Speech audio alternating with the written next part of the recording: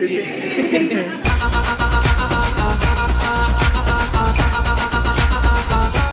ಟೈಮಲ್ಲಿ ನೀವು ಓದಿ ದುಡ್ದು ಒಂದ್ ಲೆವೆಲ್ ಹೋಗ್ಬೇಕು ಆ ಟೈಮಲ್ಲಿ ಪ್ರೀತಿಯಲ್ಲಿ ಬಿದ್ದು ಅಷ್ಟೊಳಗೆ ಮಕ್ಕಳಾಗ್ತಾರೆ.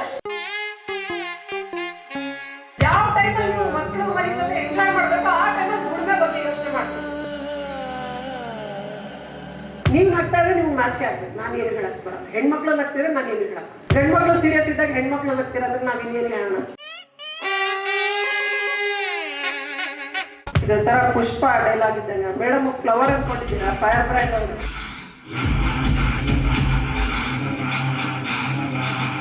ಗೊತ್ತಿಲ್ಲ. ನೀವು ಅವ್ರ ಚೇರ್ ಮೇಲೆ ಕೂತ್ಕೊಂಡ್ರೆ ಗೊತ್ತಾಗುತ್ತೆ ಅವ್ರ ಏನ್ ಫೈರ್ ಅಂತ. ಈ ಫ್ಲವರ್ ತರ ಕಾಣಿಸ್ತಾರೆ ಅಷ್ಟೇ ಅವ್ರು. ಅವ್ರು ಹೇಳ್ದಾಗ ನನ್ಗೆ ಗೊತ್ತಾಗಿತ್ತು ಬರೀ 6 months ಆಗಿರೋದು ಅವ್ರು ಬಂದಂತ. ನಾನು ತುಂಬಾ ವರ್ಷದಿಂದ ಇದಾರೇನೋ ಅಂತ. ಯಾಕೆಂತಂದ್ರೆ ಎಲ್ಲ ಮನೆ ಮಾತಾಗಿದ್ದಾರೆ ಅವ್ರು. ರೀಸೆಂಟ್ ಆಗಿ ನಿಮ್ಗೆಲ್ಲರಿಗೂ ಗೊತ್ತಿರ್ಬೋದು, ಕೊರಟಗೆರೆಯಲ್ಲಿ ಒಂದು ರೆವಲ್ಯೂಷನರಿ ಒಂದು ಸ್ಟೆಪ್ ತಂದಿದ್ದಾರೆ ಮೇಡಮ್. ಆ ಕೊರಟಗೆರೆ ಉದಾಹರಣೆ ಇಡೀ ದೇಶಕ್ಕೆ ಹರಡಿದೆ. ಪ್ರತಿ ಕಡೆ ತುಂಬಾ ಆರ್ಥೋಡಾಕ್ಸ್ ಫ್ಯಾಮಿಲಿ ಇರೋ ಕಡೆ ಒಂದು ಜಾತಿಗೆ ಸೀಮಿತ ಮಾಡೋದು ಸರಿ ಇರಲ್ಲ.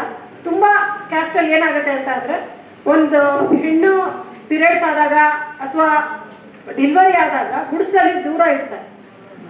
ಆದ್ರೆ ಮೊದಲನೇದಾಗಿ ಮೇಡಮ್ ಆ ಹೆಣ್ಮಗುನ ಮಗು ಸಮೇತ ಮನೆ ಒಳಗೆ ಕರ್ಕೊಂಡ್ಬಂದಿದ್ದಾರೆ. ಎಷ್ಟು ಗಂಡ್ಮಕ್ಳು ಮಾಡಕ್ ಆಗಿಲ್ಲ ಆ ಕೆಲಸನ, ಒಂದು ಹೆಣ್ಣಾಗಿ ಅದನ್ನ ಮಾಡಿದ್ದಾರೆ. ಸೋಷಿಯಲ್ ರಿಫಾರ್ಮರ್ಸ್ ಅಂತ ನಾವು ಹಿಸ್ಟ್ರಿಯಲ್ಲಿ ಯಾಕೆ ಓದ್ಬೇಕು, ನಮ್ಮ ಮುಂದೆನೇ ಇದೆ. ಇವತ್ತು ಕ್ಲಾಸಿಂದ ಯಾವುದೋ ಒಂದು ಬೇರೆ ಒಂದು ಕ್ಲಾಸ್ಗೋಸ್ಕರ ಅಂತ ಎದ್ದು ಹೋಗ್ತಾ ಇದ್ದಾರೆ. ಈ ಒಂದು ಆರ ನಿಮ್ಗೆ ಎಲ್ಲಿ ಸಿಗುತ್ತೆ? ಈ ಒಂದು ವೈಬ್ರೇಷನ್ಸ್ ನಿಮ್ಗೆ ಎಲ್ಲಿ ಸಿಗುತ್ತೆ? ಕ್ಲಾಸ್ ರೂಮಲ್ಲಿ 10 ಕ್ಲಾಸಸ್ ಕೇಳೋದು ಒಂದೇ, ಅವ್ರು ಒಂದು 10 ನಿಮಿಷದ ಮಾತು ಕೇಳೋದು ಒಂದೇ. ಈ ಥರದ ಮೂಮೆಂಟ್ಸ್ ನಿಮ್ಗೆ ಪ್ರತಿ ಸತಿ ಸಿಗಲ್ಲ. ಅವ್ರು ಆಮೇಲೆ ಅವ್ರು ಕಾಮನ್ ವಿಮೆನ್ ಅಲ್ಲ, ಎಲ್ಲರಿಗೂ ಸಿಗ್ಬಿಡೋದಕ್ಕೆ ಆರಾಮ. ಈ ತರ ಒಂದು ಅವಕಾಶ ಸಿಕ್ಕಿದೆ ಅಂದ್ರೆ ಅದನ್ನ ಯುಟಿಲೈಸ್ ಮಾಡ್ಕೋಬೇಕು. ಅವ್ರು ಹೇಳ್ಬೇಕಾದ್ರೆ ಮಹಿಳಾ ಸಬಲೀಕರಣ ಅಂತೆಲ್ಲ ಪದೇ ಪದೇ ಹೇಳ್ತಾ ಇದ್ದಾರೆ. ಅದು ಹೇಳ್ಬೇಕಾದ್ರೆ ತುಂಬಾ ಗಂಡ್ಮಕ್ಳು ಅಂತಿದ್ರು. ಯಾಕೆ ನಾವು ಮಹಿಳಾ ಸಬಲೀಕರಣ ಅಂತಾನೆ ಮಾತಾಡ್ತೀವಿ, ಪುರುಷ ಸಬಲೀಕರಣ ಯಾಕೆ ಮಾಡಲ್ಲ? ಅದೇನ್ ಅಡ್ವಾಂಟೇಜ್ ಇದೆ ಗಂಡ್ಮಕ್ಳಿಗೆ, ಹೆಣ್ಮಕ್ಳಿಗೆ ಮಾತ್ರ ನಾವು ಯಾಕೆ ಹೇಳ್ತೀವಿ? ಯಾಕೆ ಗೊತ್ತಿದ್ಯಾ? ಕೇಳಿಸ್ಕೊಳ್ಳಿ, ಹೇಳ್ತೀವಿ. ಗಂಡ್ಮಕ್ಳಿಗೆ ತಿಂಗಳಿಗೆ ಒಂದ್ಸತಿ ಪೀರಿಯಡ್ಸ್ ಆಗಲ್ಲ. ನಗೋ ವಿಚಾರ ಅಲ್ಲ ಇದು, ನಗೋದಲ್ಲ. ನಿಮ್ ತಾಯಿನೂ ಹೆಣ್ಣೆ. ನೀವ್ ನಗ್ತಾ ಇದ್ರೆ ನಿಮ್ಗೆ ನಾಚಿಕೆ ಆಗ್ಬೇಕು. ನಾನು ಏನು ಹೇಳಕ್ ಬರಲ್ಲ. ಹೆಣ್ಮಕ್ಳು ನಗ್ತಿದ್ರೆ ನಾನು ಏನು ಹೇಳಕ್ ಬರಲ್ಲ. ಗಂಡ್ಮಕ್ಳು ಸೀರಿಯಸ್ ಇದ್ದಾಗ ಹೆಣ್ಮಕ್ಳು ನಗ್ತಿರೋದ್ರೆ ನಾವ್ ಇನ್ನೇನು ಹೇಳೋಣ. ಅವ್ರಿಗೆ ತಿಂಗಳಿಗೆ 5 ದಿನ ಪೀರಿಯಡ್ಸ್ ಆಗಲ್ಲ. ನಿಮ್ಮ ಲೈಫ್ ಸ್ಪ್ಯಾನ್ ಅಲ್ಲಿ 16.6% periods, mood swings, cramps, post menstrual syndrome ಅದ್ರಲ್ಲಿ ಎಲ್ಲೂ ಹೋಗಲ್ಲ. 16.6% ನಿಮ್ಗೆ ಸೇಫ್ ಆಗಿದೆ, ಏನೂ ಆಗಲ್ಲ. ಇನ್ನು ಹೆಣ್ಮಕ್ಳು ಆಗಿದ ತಕ್ಷಣ ಇನ್ನು ಗಂಡ್ಮಕ್ಳಿಗೆ ನೀವು 20 ರಿಂದ 30 ವರ್ಷದೊಳಗೆ ಮದುವೆ ಆಗೋಗ್ಬಿಡ್ಬೇಕು ಅಂತ ಯಾರು ನಿಮ್ಗೆ ಪ್ರೆಷರ್ ಮಾಡಲ್ಲ. ಏಜ್ ಮೇಲೆ ಮದುವೆ ಆಗ್ಬೇಕು ಅಂತ ಯಾವ್ದು ಪ್ರೆಷರ್ ಗಂಡ್ಮಕ್ಳಿಗೆ ಇಲ್ಲ. ಇನ್ನೂ ಮದುವೆ ಆಗಿಲ್ವಾ, ಇನ್ನೂ ಕೆಲಸ ಸಿಕ್ಕಿಲ್ವಾ ಅಂತ ಕೇಳ್ತಾರೆ. ಮದುವೆ ಆಗಿಲ್ವಾ ಅಂತ ನಿಮ್ಗೆ ಪ್ರೆಷರ್ ಮಾಡಲ್ಲ. 30 ವರ್ಷದವರೆಗಂತೂ ಯಾರಿಗೂ ಮಾಡೋದೇ ಇಲ್ಲ. ಅದೇ ಹೆಣ್ಮಕ್ಳಿಗೆ ಮಾಡ್ತಾರೆ. ಮದುವೆ ಆಯ್ತು, ಏನೋ ಹೇಳಿದ್ರು ಮದುವೆ ಆಗೋಯ್ತು. ಮದುವೆ ಆಗಿದ ತಕ್ಷಣ ಇನ್ನೂ ಮಕ್ಕಳಾಗಿಲ್ವಾ ಅಂತ ನಿಮ್ಗೆ ಯಾರು ಕೇಳಲ್ಲ. ಹೆಣ್ಮಕ್ಳಿಗೆ ಕೇಳ್ತಾರೆ, ಇನ್ನು ಮಗು ಆಗಿಲ್ವಾ.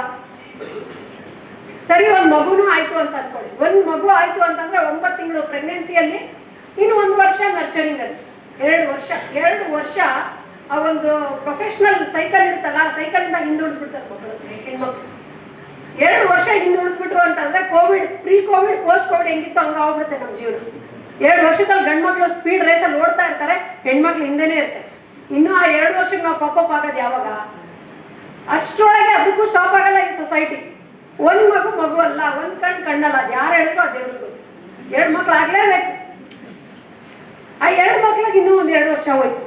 4 ವರ್ಷ ಒಂದು ಜೀವನದಲ್ಲಿ, ಅದನ್ನು ಪ್ರಾಡಕ್ಟಿವ್ ಇಯರ್ಸ್. ಇದು ಯಾವುದು 25 to 35 ಇರ್ತಲ್ಲ, ಅದು ಪ್ರಾಡಕ್ಟಿವ್ ಏಜ್. ಅದು ಆ ಟೈಮಲ್ಲೇ ನಮ್ಮ ಅಚೀವ್ಮೆಂಟ್ಸ್ ಎಲ್ಲ ಆಗೋದು. 35 ಇಯರ್ಸ್ ಆದ್ಮೇಲೆ ನಮ್ಗೆ ಏನು ಎಕ್ಸ್ಪೀರಿಯನ್ಸ್ ಇರುತ್ತೆ ಅದು ನಾವು ಶೇರ್ ಮಾಡ್ಕೊಂತೀವಿ, ಅದ್ರ ಮೇಲೆ ಸ್ಕಿಲ್ ಡೆವಲಪ್ಮೆಂಟ್ ಮಾಡ್ಕೊಂಡು ಹೋಗ್ತೀವಿ. ಬಟ್ ಆ ಮೂಮೆಂಟ್ ಇರುತ್ತಲ್ಲ, ತುಂಬಾ ಪ್ರಾಡಕ್ಟಿವ್ ಏಜ್ ಏನಿರುತ್ತೆ, ಆ ಏಜ್ ಅಲ್ಲಿ ನಿಮ್ಗೆ ಈ ಸೊಸೈಟಲ್ ಬೌಂಡ್ರೀಸ್ ಇರುತ್ತೆ, ಅದನ್ನ ನೀವು ಫುಲ್ಫಿಲ್ ಮಾಡ್ತಾ ಇರ್ಬೇಕು. ಅದು ಯಾವುದು ಗಂಡು ಮಕ್ಳಿಗೆ. ನಮಗೂ ಅದೇ ತರ ಕೊಡಿ. ಒಂದ್ ಮಗು ಹಾಳಾದ್ರೆ ತಂದೆ ತಾಯಿ ಇಬ್ರು ಅದಕ್ಕೆ ಜವಾಬ್ದಾರಿ ಅಂತ ನಂಬಿ ಸಾಕು. ಅದಿಲ್ವೇ ಇಲ್ಲ. ಅದಕ್ಕೋಸ್ಕರ ಮಹಿಳಾ ಸಬಲೀಕರಣ ಅಂತ ಪದೇ ಪದೇ ಹೇಳೋ ವರ್ಡ್. ಇದು ಬಸ್ ವರ್ಡ್. ಯಾಕೆ ಅಂತಂದ್ರೆ ಇದಕ್ಕೋಸ್ಕರ. ಇದು ಯಾವ ಆಬ್ಸ್ಟಕಲ್ಸು ನಿಮ್ಗಿಲ್ಲ. ಆಮೇಲೆ ಗಂಡು ಮಕ್ಳಿಗೆ ತುಂಬಾ ಚೆನ್ನಾಗಿ ಹೇಳಿದ್ರು. ಟ್ರೈನ್ ಎಕ್ಸಾಂಪಲ್ ಅಂತ ಬೆಸ್ಟ್ ಎಕ್ಸಾಂಪಲ್. ನೀವು ಬರ್ದಿಟ್ಕೋಬೇಕದು. ಲೈಫಲ್ಲಿ ಎಲ್ಲರೂ ಡಿವಿಯೇಷನ್ ಕಾಣಿಸ್ತಾ ಇದೆ ಅಂದ್ರೆ ನೋಡ್ಕೋಬೇಕು. ನಾನು ಟ್ರೈನಿಂದ ಇಳಿದೆ ಅಂತಂದ್ರೆ ನಾನು ಎಲ್ಲೂ ಹೋಗ್ಬೇಕು ಅವ್ರು ಹೋಗಲ್ಲ ಅಂತ. ತುಂಬಾ ಒಳ್ಳೆ ಎಕ್ಸಾಂಪಲ್. ಗಂಡು ಮಕ್ಳಿಗೆ ಹೇಗೆ ಅಂತಂದ್ರೆ ನಿಮಗೆ ಯಾವ್ದು ಅಬ್ಸ್ಟ್ರಕಲ್ಸ್ ಇಲ್ಲ, ನಿಮಗೆ ನೀವೇ ಅಬ್ಸ್ಟ್ರಕಲ್. ನೀವೇನ್ ಮಾಡ್ಕೊಂತೀರಿ ಗೊತ್ತಾ? ಪ್ರಾಡಕ್ಟಿವ್ ಏಜ್ ಅನ್ನಲ್ಲ, ಅದ್ರಲ್ಲಿ ಹೆಣ್ಮಕ್ಳು ಇದೆಲ್ಲ ಸೊಸೈಟಲ್ ನಾರ್ಮ್ಸ್, ಈ ಸ್ಟೀರಿಯೋಟೈಪ್ಸ್ ಅದ್ರ ಮಧ್ಯೆ ಅವ್ರು ಇರ್ತಾರೆ. ಬಟ್ ನೀವೇನ್ ಮಾಡ್ಕೊಂತೀರಾ? ಈ ಪ್ರಾಡಕ್ಟಿವ್ ಏಜ್ ಅಲ್ಲಿ ಪ್ರೀತಿಯಲ್ಲಿ ಬಿದ್ದುಬಿಡ್ತೀರಿ. ಯಾವ ಟೈಮಲ್ಲಿ ನೀವು ಓದಿ ದುಡ್ದು ಒಂದ್ ಲೆವೆಲ್ಗೆ ಹೋಗ್ಬೇಕು, ಆ ಟೈಮಲ್ಲಿ ಪ್ರೀತಿಯಲ್ಲಿ ಬಿದ್ದು ಅಷ್ಟರೊಳಗೆ ಮಕ್ಕಳಾಗ್ತಾರೆ. ಯಾವ ಟೈಮಲ್ಲಿ ನೀವು ಮಕ್ಕಳು ಮರಿ ಜೊತೆ ಎಂಜಾಯ್ ಮಾಡ್ಬೇಕು, ಆ ಟೈಮಲ್ಲಿ ದುಡಿಮೆ ಬಗ್ಗೆ ಯೋಚನೆ ಮಾಡ್ತೀರಿ. ಹೇಗಾಗುತ್ತೆ ಅಂತ ಅಂದ್ರೆ, ನೀವು ಯಾವ ನಿಮ್ಮ ಗರ್ಲ್ ಫ್ರೆಂಡ್ಗೆ ಯಾರಾದ್ರೂ ನೋಡಿದ್ರೆ ಕಣ್ ಕಿತ್ತಾಕ್ಬೇಕು, ಮುಟ್ಟಿದ್ರೆ ಕೈ ಕಟ್ ಮಾಡ್ಬಿಡ್ಬೇಕು ಅನ್ನೋ ರೋಷ ಇರುತ್ತೋ, ಅದೇ ಗಂಡು ಮಕ್ಕಳು ತುಂಬಾ ಚಿಕ್ಕ ವಯಸ್ಸಲ್ಲೇ ಮಕ್ಕಳು ಮರಿ ಆಗಿ ಒಂದ್ ಕಡೆ ಹೋಗ್ತೀರಾ, ಯಾವ್ದೋ ಒಂದು ಬಸ್ ಸ್ಟ್ಯಾಂಡ್ಗೋ ಅಥವಾ ರೈಲ್ವೆ ಸ್ಟೇಷನ್ಗೋ ಹೋಗಿ ಸೀಟ್ಗೋಸ್ಕರ ನಿಮ್ ಕಂಕ್ಳಲ್ಲಿ ಒಂದು ಮಗು ಒಂದು ಲಗೇಜ್ ಇರುತ್ತೆ, ನಿಮ್ಮ ಹೆಂಡತಿ ಕೈಯಲ್ಲಿ ಒಂದು ಮಗು ಇನ್ನೊಂದು ಲಗೇಜ್ ಇರುತ್ತೆ. ಆ ಟೈಮಲ್ಲಿ ನೀವು ಫೋಕಸ್ ನಿಮ್ ಹೆಂಡತಿಗೆ ಯಾರು ನೋಡ್ತಿದ್ದಾರೆ, ಯಾರು ಮುಟ್ಟುತ್ತಿದ್ದಾರೆ ಇರಲ್ಲ, ಆ ಸೀಟ್ ಬೇಕು ಅಂತ ಇರುತ್ತೆ. ಯಾರು ಕಣ್ಣು ಕಿತ್ತಾಡ್ತಿದ್ರೋ ನೀವು ಕಣ್ಣು ಮೈ ಏನ್ ಮಾಡ್ತಿದ್ರು ನಿಮ್ಗೆ ಗೊತ್ತಿರಲ್ಲ. ಹಾಗಾಗಿ ಹೆಣ್ಮಗು ಹೆಂಗೆ ಅಂದ್ರೆ ಒಂದು ಯಮ ಇದ್ದಂಗೆ, ಕರೆಕ್ಟ್ ಟೈಮಲ್ಲಿ ಬಂದ್ರೆ ಅತಿಥಿ, ಇಲ್ಲಾಂದ್ರೆ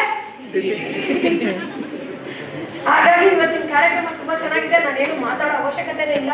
ಸ್ವಾಮೀಜಿಯವರು ಅದ್ಭುತವಾಗಿ ಹೇಳುದು, ಆಧ್ಯಾತ್ಮಿಕವಾಗಿ ಆಗಿರ್ಲಿ, real scenarios, real life time ಅಲ್ಲಿ ನಮ್ಮ ಒಂದು ಬೆಸ್ಟ್ ಎಕ್ಸಾಂಪಲ್ಸ್ ಕೊಟ್ಟರು. ಅಮೆರಿಕಾ ಡೆವಲಪ್ಡ್ ಕಂಟ್ರಿ, ಯಾರು ನಾವು ಬಿಗ್ ಬ್ರದರ್ ಅಂತ ಫಾಲೋ ಮಾಡ್ತೀವೋ ಅವ್ರು ನಮ್ಮಿಂದ ಕೈಗೆ ತುಂಬಾ ಜಾಸ್ತಿ ಇದೆ ಅಂತ ತುಂಬಾ ಚೆನ್ನಾಗಿ ಹೇಳಿದ್ರು. ಇನ್ನು ಮೇಡಮ್ ಅವ್ರದಂತ ಗೊತ್ತೇ ಇದೆ, ಫೈರ್ ಬ್ರ್ಯಾಂಡ್. ಇನ್ನು ಸಿದ್ದರಾಮಣ್ಣ ಸರ್ ತುಂಬಾ ಚೆನ್ನಾಗಿ ಹೇಳಿದ್ರು. ಹಾಗಾಗಿ ಈ ಕಾರ್ಯಕ್ರಮ ತುಂಬಾ ಅದ್ಭುತವಾಗಿ ನಡೆದಿದೆ. ಎಲ್ಲರಿಗೂ ಧನ್ಯವಾದಗಳು.